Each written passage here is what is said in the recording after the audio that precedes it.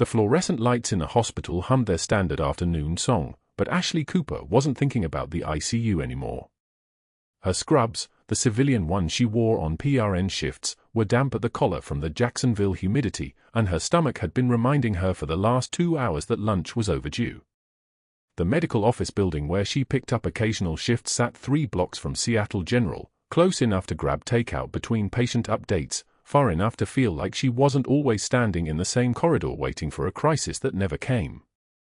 She'd learned years ago that invisibility was safer. Easier.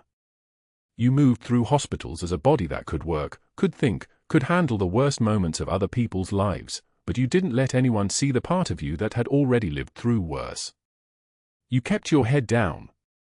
You answered when called. You folded into the background like another piece of equipment in the room, useful, forgettable, gone by shift change.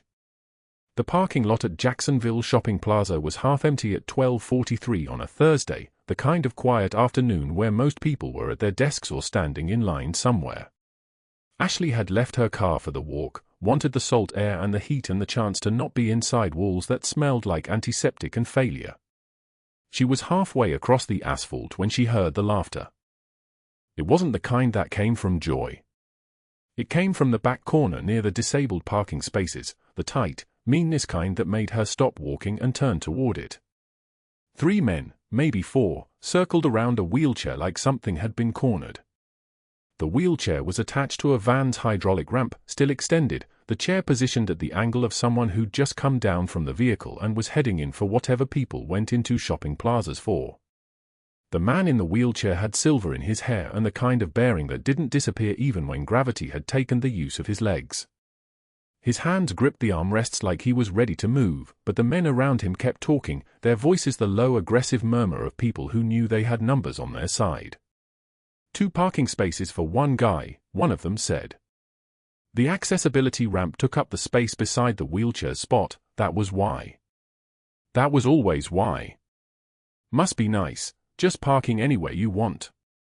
Ashley started walking toward them. Not running. Running would draw the wrong kind of attention. Just walking, the way someone walks when they've made a decision and now they're following through on it. The man in the wheelchair lifted his chin slightly, acknowledging her approach but not asking for help. Pride, she recognized it immediately. The kind of pride that came from having already lost too much and deciding that what remained would stay intact. He's milking it, another of the men said. Probably doesn't even need that ramp. Parking spot hustler. That was when Dr. Marcus Caldwell walked out of the medical office building. He moved with the confidence of someone who'd never questioned whether his presence improved a situation.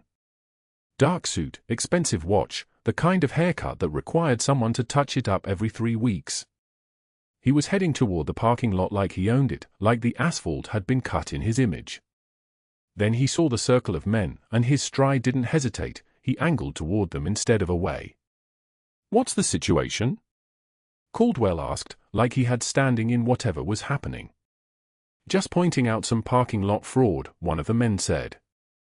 His friend laughed, that same tight, cruel sound.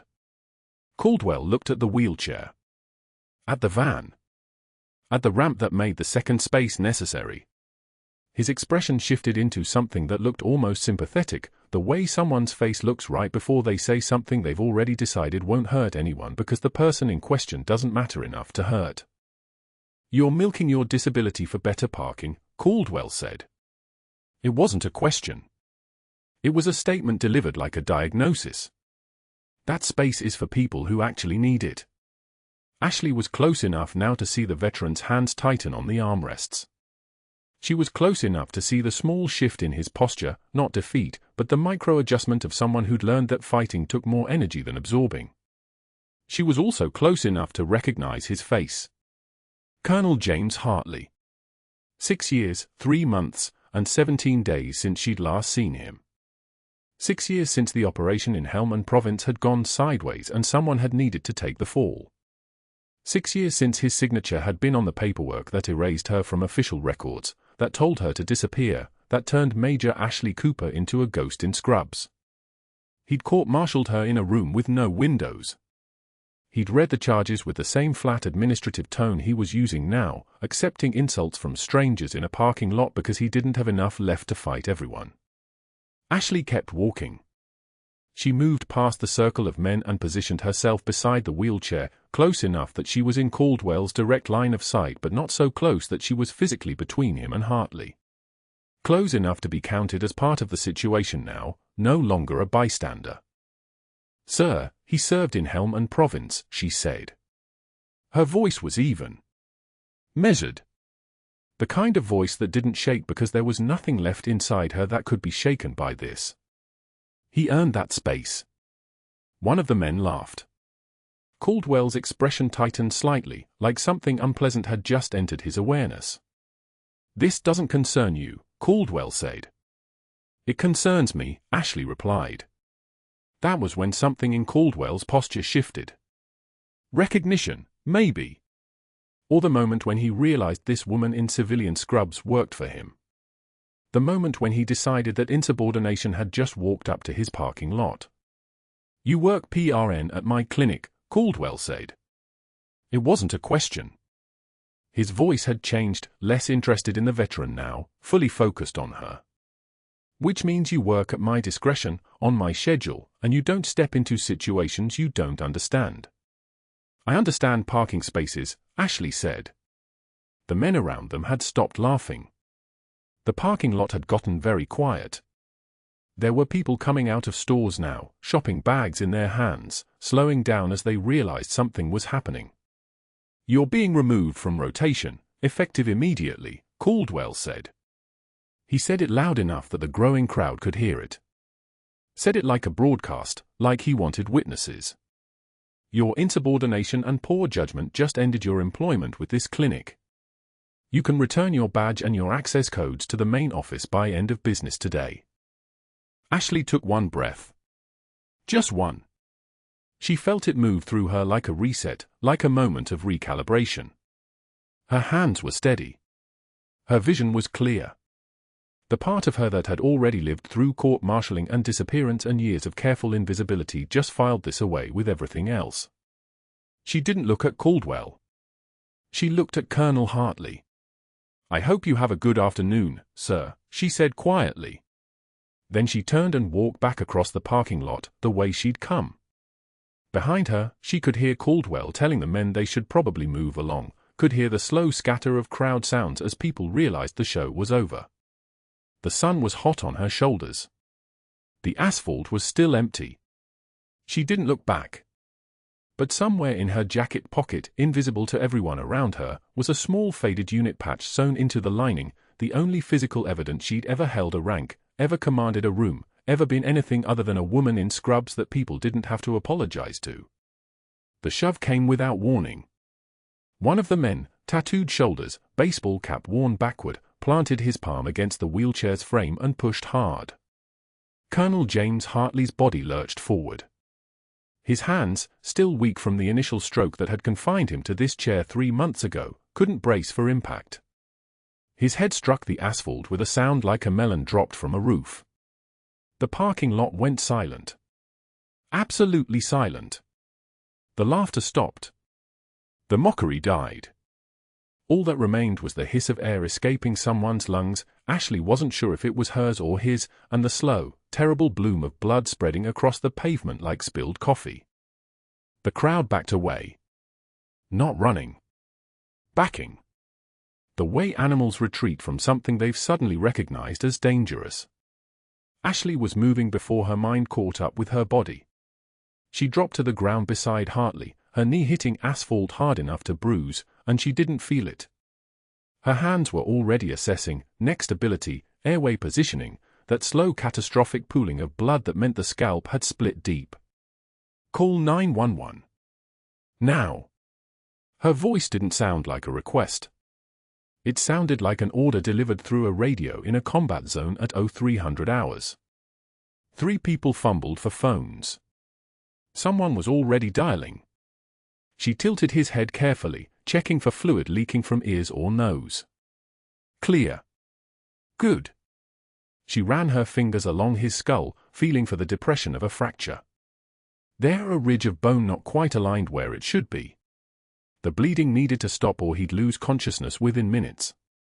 Blood loss at this rate. She did the math without thinking, for minutes until he seized. Maybe 5 if she was lucky. Her lunch bag sat 3 feet away where she dropped it. She reached for it without looking, the way someone reaches for a door they've walked through 10,000 times. The plastic sandwich wrapper came out first. She tore it open, created a seal over the wound where the bleeding was worst. The medical tape from her bag, the roll she carried for blister prevention, for securing her own gear, came next. Her hands moved with the precision of someone who'd performed this exact procedure in a field hospital with mortars shaking the walls, with dust hanging so thick you couldn't see across the room, with the sound of helicopter rotors drowning out everything including your own thoughts. Pressure here. Steady pressure. She guided someone, a woman in scrubs from the urgent care next door, to hold the tape while she worked. The woman's hands were shaking. Ashley's weren't. Her hands were instruments. They always had been. The bleeding slowed. Not stopped. Slowed. The scalp wound sealed around the edges. Hartley's breathing remained shallow but steady. His pupils, when she checked them, were equal and reactive. Small mercies. ETA 3 minutes. Someone called it out. The woman with the phone. Her voice shook but she was counting down, staying useful. That's what Ashley needed right now. Useful people. Not panic. Not more noise. Dr. Caldwell appeared at the edge of the crowd. He'd been inside the clinic, probably in his office updating his spreadsheets, his performance metrics, his carefully maintained image as the kind of administrator who kept standards high and troublemakers out. He saw her on the ground with blood on her scrubs and his expression shifted from curiosity to something colder. Understanding, maybe. Recognition that she was doing something he couldn't do. Something he didn't know how to do. Step back. We need to let the paramedics work. Caldwell reached down, his hand finding her elbow. His touch was possessive. A statement. You belong to me, even here on the ground. Ashley didn't look up. She kept her fingers on Hartley's carotid artery, counting the pulse. 78. Elevated but stable. She'd seen worse in a field hospital in Sanjin Valley where a Marine had taken shrapnel through the femoral artery and they'd only had combat gauze and prayers. I said step back. Caldwell's voice had taken on that edge. The one he used when he was about to pull rank, about to make it official, about to weaponize the hierarchy. You're not even scheduled today. This is a liability issue. Let someone else. No. Ashley's voice came out flat. A single word. A door closing. She pressed the tape down harder, creating a second seal where the first one had started to slip. The bleeding had nearly stopped now. His pulse was stabilizing. 68. Better. That's not a choice you get to make, Caldwell said. But his hand had already left her arm. He was backing away, his phone already in his other hand. Calling someone. Making a call that would have consequences. She could hear it in his voice, the same tone he'd used in the parking lot an hour ago when he'd dressed her down in front of the other staff, when he'd told her to stay in her lane, when he'd suggested that maybe Hartley wasn't actually disabled, just milking the system for parking spots. She'd absorbed that humiliation without flinching, without the satisfaction of seeing her flinch. She'd simply turned and walked back toward the clinic, one measured breath, one tear escaping that she'd wiped away without breaking stride.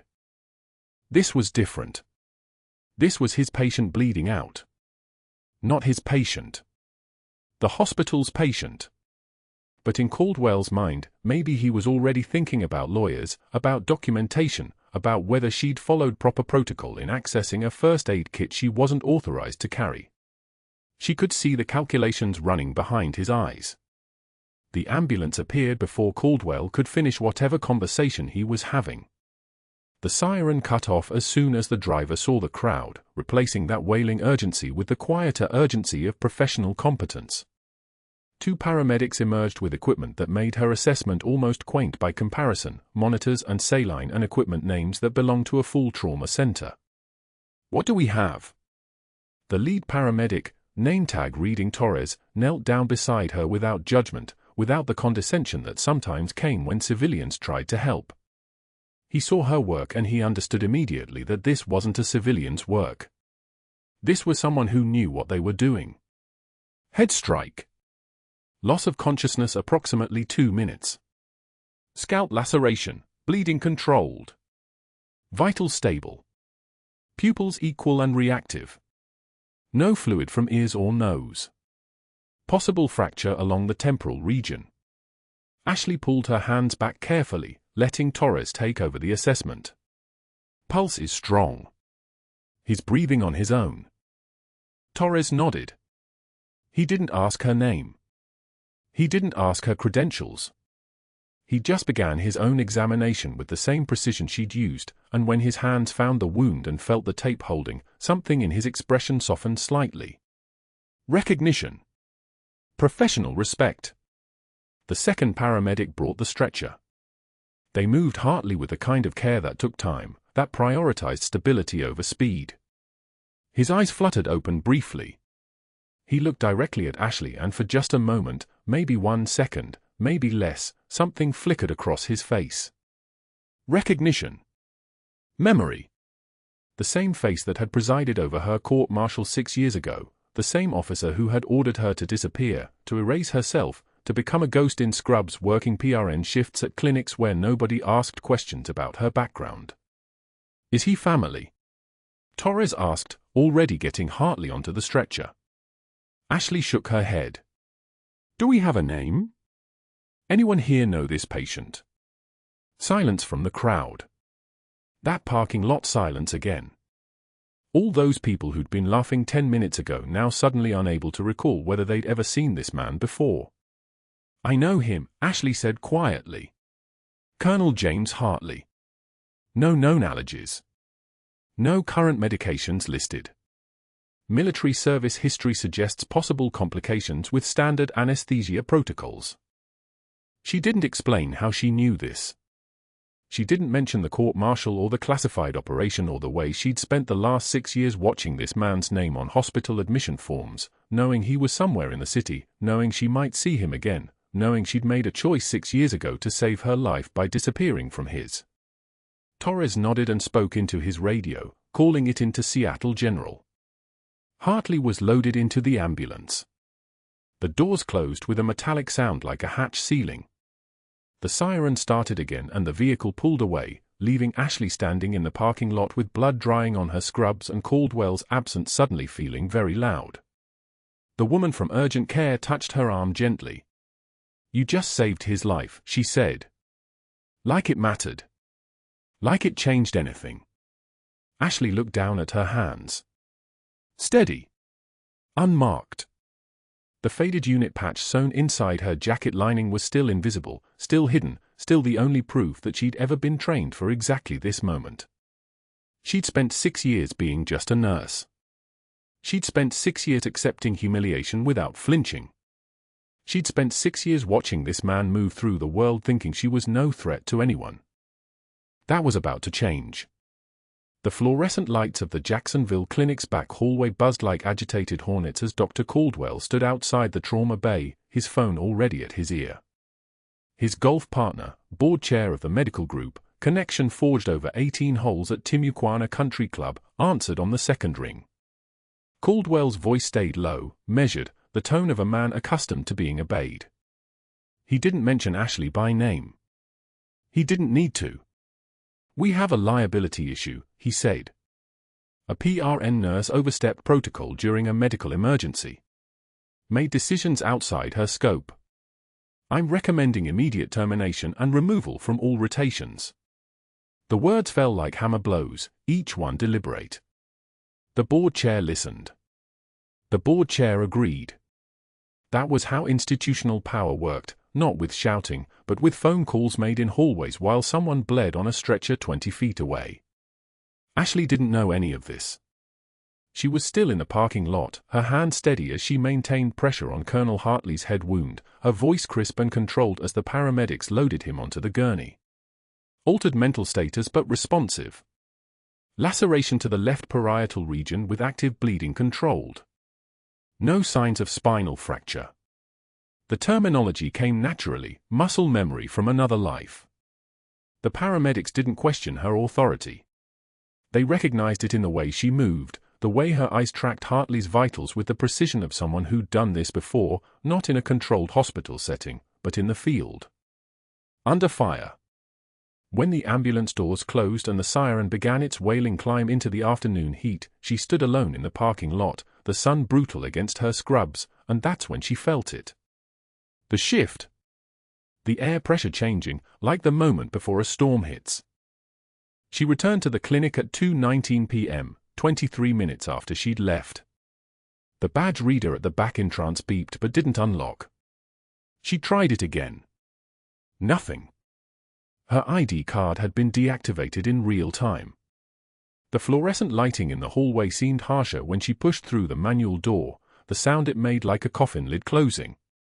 Her supervisor, Janet, was waiting near the reception desk, her face arranged in that particular expression of practiced sympathy that meant bad news was coming. "Ashley, you need to go to Dr. Caldwell's office," Janet said quietly. Not a request. Not a suggestion. The kind of summons that ended careers. The termination letter sat on the desk in a manila folder, her name printed in cold serif font. Ashley read it standing up. She would not sit down, would not give him the satisfaction of seeing her diminished in his chair. The language was clinical, violation of scope of practice. Insubordination. Gross negligence regarding patient liability. Beneath the legal jargon was the real message. She had challenged his authority in public, and this was the price. Dr. Caldwell watched her read, his fingers steepled together in an expression of practiced regret. "I gave you an opportunity here," he said. "You chose to make a scene instead." Ashley looked up from the letter. She took one measured breath. She said nothing. The silence lasted exactly 3 seconds. Then she folded the letter into thirds and placed it back in the folder. What happened next was worse than any firing. That was the moment she learned Caldwell hadn't stopped with her termination.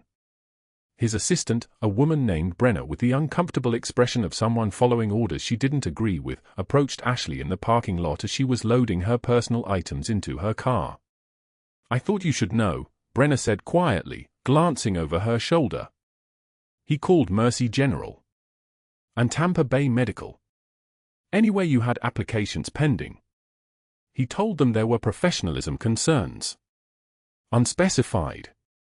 Just vague enough that they couldn't pursue it, but clear enough that they understood the message." Ashley felt the Florida sun on her shoulders, 92 degrees and climbing, the heat like a living thing pressing down. Brenner continued, "He's not done. That's what he does when someone challenges him. He poisons the wells. Systematically. You won't get hired anywhere in Jacksonville." The network spread like spilled ink through water. Other facilities received calls. Not angry calls, worse. Concerned calls. A board administrator expressing vague worries about judgment and decision-making. A peer review concern. Nothing concrete enough to be actionable, but damaging enough to create a pattern. 5 hospitals. For urgent care centers. 2 nursing agencies. All of them suddenly unavailable for a PRN nurse named Ashley Cooper. All of them suddenly uncertain about her suitability. The poison was elegant in its efficiency because it never needed to be true. It only needed to be repeated. It only needed to create doubt. By evening, she was folding scrubs in her small apartment on the corner of San Marco Avenue, the place she'd rented for $1,400 a month 3 years ago when she'd first moved to Jacksonville to disappear properly. The scrubs were hospital-issued, pale blue with the Seattle General logo embroidered in the upper left. She'd worn variations of this same uniform for 15 years, first in actual hospitals, then in field stations, then back to actual hospitals after the orders came down to stand down. The fabric was soft from repeated washing, worn in the places it counted. The cuffs where the latex gloves always rubbed. The shoulders where trauma shears hung. The left pocket where her badge had clipped. She folded them methodically. One crease, then another.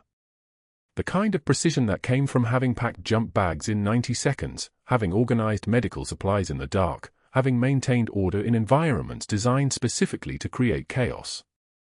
Each fold was a small act of control in a world that had just revoked her ability to work. Her rental lease was good through October. Her savings account held 14 months of living expenses at current burn rate.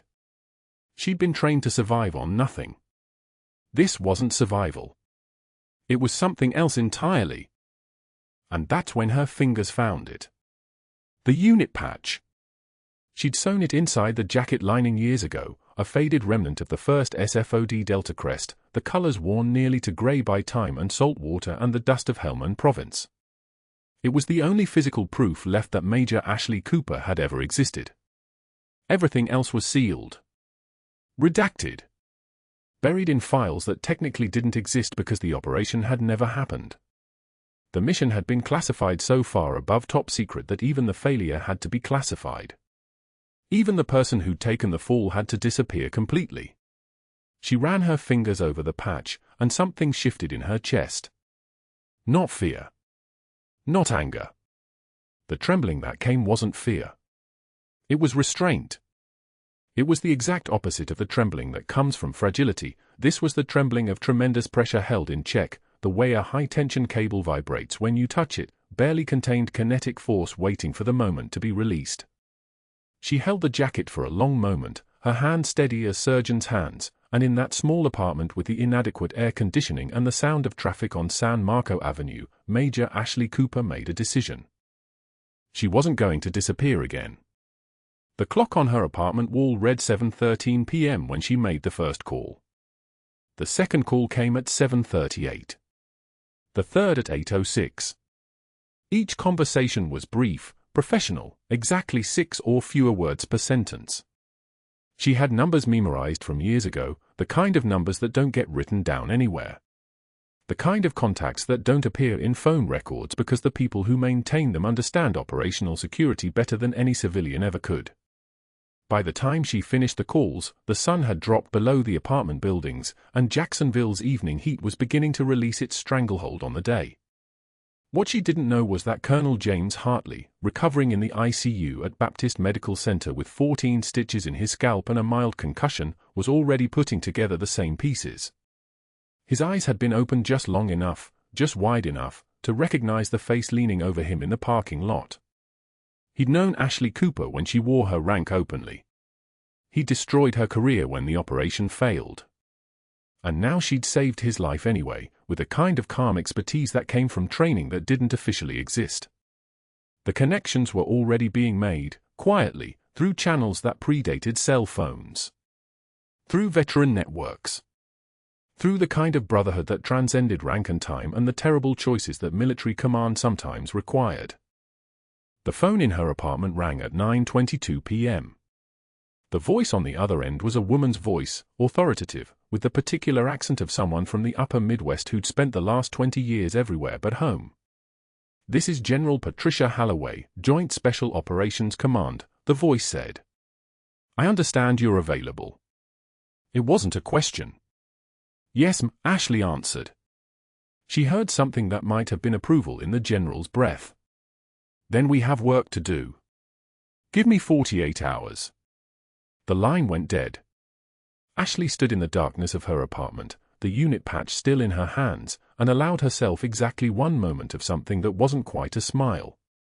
It was the expression of a person who'd been invisible for 6 years and had just been given permission to become visible again. In Jacksonville, a man who'd spent the afternoon playing golf was about to discover that the world didn't operate according to the rules he thought governed it. That there were people with access to things he couldn't reach. That institutional power had a ceiling, and it was about to collide with the kind of authority that came from classified operations and the gratitude of commands that owed favors in very particular ways. But that wasn't the worst part. The waiting room at Jacksonville Medical Plaza hummed with the fluorescent dread of late morning. Water-stained ceiling tiles. A rerun of a cooking show playing to nobody. And then the doors burst open. Marcus Cooper was 16, 5'11", with his mother's exact same composed face and her shoulders that seemed to carry invisible weight. He carried a shadow box like it was made of gelignite. The glass front caught the overhead lights and threw them across the walls, medals catching fire. Bronze star with a V for Valor. Purple heart. A third commendation so heavily redacted it looked like classified art. He walked straight to the reception desk. "My mom was fired for helping someone," Marcus said. His voice didn't shake. Didn't perform. Just stated. "But they need to see these." The waiting room temperature dropped exactly 3 degrees. An older woman with a name tag reading Patricia looked up from her computer. A mother herself, probably. She saw the medals. She saw the way the boy held them. Her hand moved toward her phone without her permission. "Dr. Caldwell," she said into the receiver. There's someone here you should, yes. Now." The clicking of expensive Italian loafers announced his arrival before he appeared. Dr. Marcus Caldwell moved through doorways like he owned the walls they were mounted in. Board-certified arrogance. 43 years old, tailored suit that cost more than most people's cars, a Rolex that caught light like he'd stolen it from a star. His face was already forming the dismissal, the practiced condescension reserved for teenagers with delusions. Then Marcus held up the shadow box. The smirk evaporated. "My mother is Major Ashley Cooper." The silence that followed had physical properties. It pressed against eardrums. It made the fluorescent lights seem louder. Patricia's hand shook as she pulled up military databases. Her fingers moved with the jerking quality of someone accessing systems she wasn't supposed to touch, protocols she was breaking. The screen glowed her face white. Then whiter.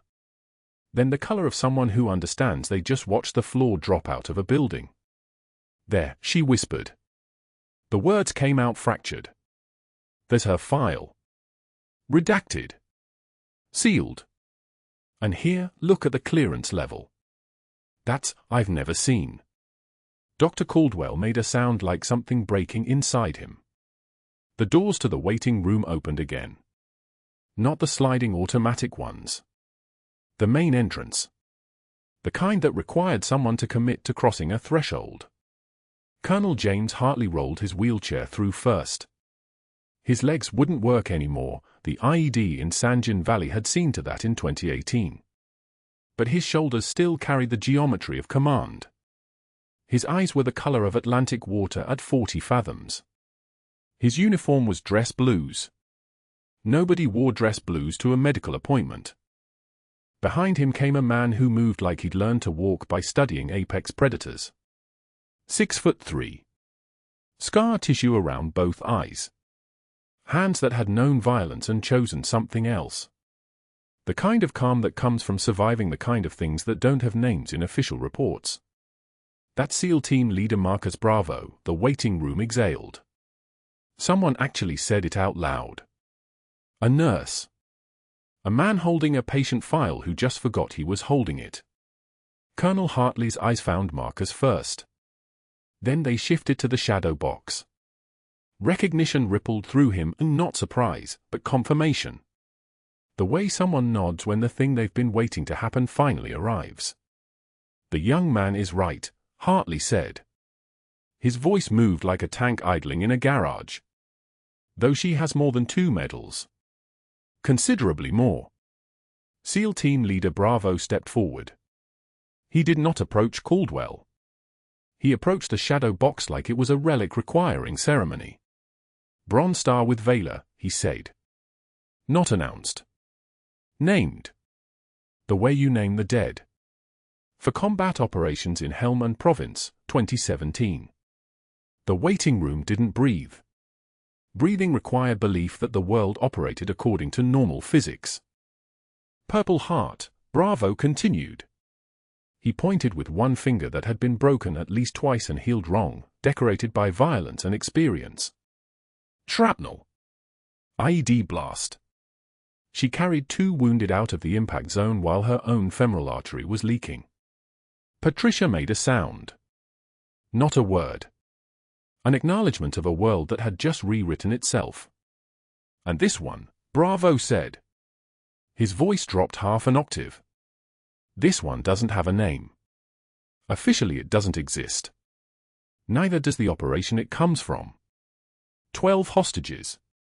American contractors. Held in a compound in Helmand province with a kill order that came down from command at 0400 hours. 12 people were supposed to be recovered as bodies. He stopped. The silence was so thick you could operate in it. The kind of silence that happens when a room full of civilians bumps against something real. She brought all 12 out alive, Bravo said. Walking. Talking. Every single one of them. And then the government erased her. Sealed her records. Ordered her to disappear. Which she did. Until your administrator here, he turned to Caldwell for the first time, decided to fire a nurse for saving a veteran's life. Dr. Caldwell's face had progressed from pale to the specific color of someone whose institutional power had just collided with the kind of authority that came from commands, from redacted files, from operations that didn't exist in any official capacity. The double doors opened again. 2 men in dark suits and FBI credentials that looked like they could cut glass. Dr. Marcus Caldwell, the first agent, said. We've been investigating your attempt to access and forge sealed military records in violation of 18 U.S.C. 2071, federal records tampering, attempted identity theft, and fraud. The handcuffs moved like they'd practiced this 1,000 times.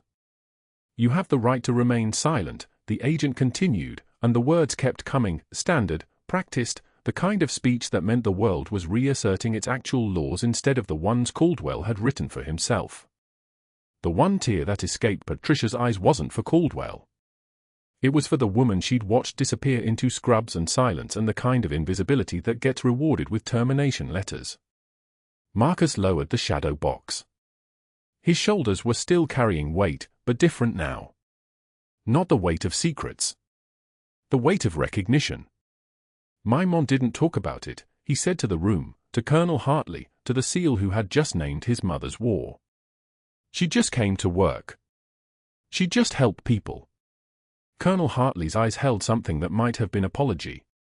Might have been the acknowledgement of someone who'd spent 6 years regretting his choices and finally got the chance to witness their correction. That's what Major Cooper has always done, Hartley said. Exactly that. The 2 FBI agents stepped forward simultaneously, their badges catching the fluorescent light of Seattle General's main lobby. Special Agent Torres and Special Agent Chen. They'd been investigating Dr. Caldwell for weeks. Not because of a patient complaint. Not because of a medical board review. Because he'd attempted to access and forge sealed military records belonging to Major Ashley Cooper. Federal records tampering. A felony. The kind of crime that didn't end in professional rehabilitation seminars. It ended in handcuffs. Dr. Caldwell, Torres said, his voice carrying the weight of institutional authority. We need to talk about why you submitted false documentation to the Department of Defense claiming Major Cooper's service record contained disciplinary infractions that never existed. Caldwell's face drained of color. The color of a man watching his calculated world collapse in real time. He'd thought the sealed records were untouchable. Classified. Lost to bureaucratic dust. He'd forged them specifically to justify her wrongful termination. If her military record showed dishonor, then firing her for insubordination would hold up under scrutiny. But the Pentagon doesn't lose records. The Pentagon buries records. And when someone tries to alter buried records, the Pentagon notices. Every keystroke logged. Every phone call documented. Every attempt to access restricted systems flagged automatically at the NSA. This is insane, Caldwell sputtered. I was trying to protect the clinic's legal position. By fabricating federal documents. Chen didn't ask it as a question. That's 18 U.S.C. Section 912. Identity theft involving government records. We have your email chain with the document vendor. Timestamp 3:36 p.m. on a Saturday. You paid $8,500 to a forger in Costa Rica using a shell company registered to your brother-in-law. The lobby had gone silent. Every staff member frozen. The receptionist hadn't typed on her keyboard in 4 minutes. A resident stood holding a tablet that was no longer receiving her attention. Nurses lined the corridor in their blue scrubs and white coats, watching the man who'd signed their paychecks, approved their schedules, and demanded their deference suddenly become something smaller. Something handcuffed. Torres pulled the cuffs from his belt. Double-locked stainless steel. Professional grade. Not television props. Real metal that meant real federal prison. Real years. Real consequences. He didn't approach aggressively. He didn't need to. The authority was in the badge, the gun, the entire machinery of the federal government that had been quietly dismantling Caldwell's life for the past 3 weeks while he'd been walking these corridors telling people to stay in their lanes. Dr. Marcus Caldwell, you're under arrest for unauthorized access to classified military records and federal document forgery. The click of the first cuff was audible. Then the second. The ratcheting sound of the lock echoing through a lobby that had become a courtroom. Caldwell's hands behind his back. His expensive wedding ring catching the light. His expensive watch. His expensive posture suddenly very expensive and very useless. Chen read him his rights in a flat, procedural voice. No drama. No flourish. Just the legal machinery of a nation that didn't tolerate people who forged military records to cover up their own cruelty. As Torres escorted him toward the elevator, Caldwell's eyes found the staff. Looking for an ally. Finding only silence. The kind of silence that follows betrayal. The kind that says nobody respected him. They'd only feared the title. He didn't look for Ashley. She was already gone. But not from Jacksonville. Not from medicine. 5 years later, she ran the Veteran Outreach Program at Jacksonville's VA hospital. A program that had grown from serving 147 veterans annually to 2,400. Her name was on the organizational chart. Major Ashley Cooper, Director of Veteran Services. No longer hidden. No longer erased. No longer folding her scrubs in silence while the world moved on without her. The military hadn't really erased her. They'd just asked her to wait. To carry the weight of the mission that was too classified to remember, too critical to discuss, too important to acknowledge publicly. But the records never actually burned. They were filed. Sealed. Waiting for the day when someone with sufficient clearance needed to know what happened in that valley in Helmand Province. What she did there. Who she saved. The 12 hostages who had a different last name and lived in different countries and owed their lives to the major who'd been ordered to disappear. The waiting was over. Dr. Caldwell, stripped of his medical license after a 3-month board review, was now selling supplemental insurance policies from a folding table outside a public supermarket in suburban Jacksonville. The name tag read Steve. Not Dr. Caldwell. Just Steve. He flinched when anyone called him doctor. Not out of humility. Out of muscle memory. Out of the constant low hum of anxiety that came from falling this far this fast. From respect to irrelevance in the time it took for the FBI to execute a warrant. The folding table was white metal. The insurance brochures were organized in neat stacks. His hair had started graying at the temples. Stress, probably. The kind that comes from knowing you'd done it to yourself. From realizing that the institutional power you'd relied on for so long was borrowed from people higher up the chain who could decide at any moment to stop lending it to you. Ashley drove past him on a Tuesday afternoon in April. The sun was bright. Her car was a 2019 Honda Civic with 67,000 miles. It was a modest car. A working car. A car that said I earn what I drive rather than I inherited the family station in life. And on the back bumper, centered and proud, was a license plate that read Perfart. Purple Heart. The decoration she'd earned saving the 12 hostages.